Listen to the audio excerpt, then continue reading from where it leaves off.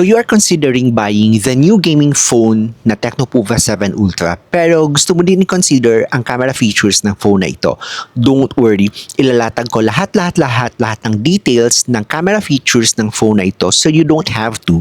Nagawa ko na yung rear camera main lens na ang tawag nila AI cam. Ngayon, gawin naman natin yung rear camera portrait mode. Let's go. For context, I am using the screen recording feature at hindi 16:9 yung aspect ratio niya, kaya may borders sa gilid. I am recording in a noisy environment. I am using a microphone. I'm using the DJI Mic Mini.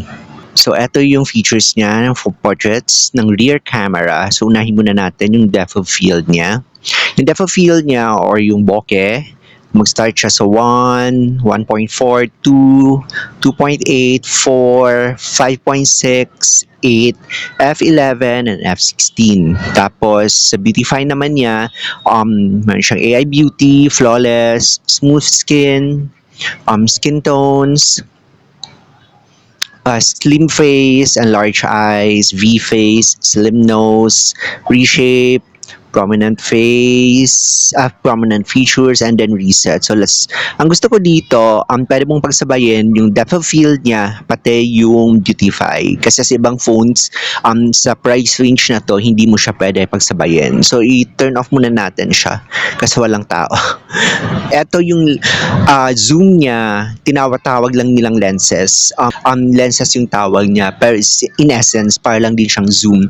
So ito yung 0.6 niya, 24mm, 35mm, 50mm, 70mm, and 85mm. Sa daytime, ang 85mm niya na zoom ay mukhang okay pa naman at hindi siya masyadong grainy.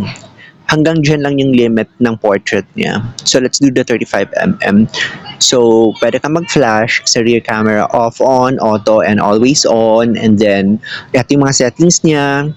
Same pa rin, pwede kang mag-HDR, pwede kang mag-HDR off, sizes, or aspect ratio. Ang watermark nga pala niya ay, ayan, so pwede kang mag-border ng white and mag-customize ng text. But I prefer white border kasi medyo ano siya, artistic kunwari. Ayun yung features ng portrait niya.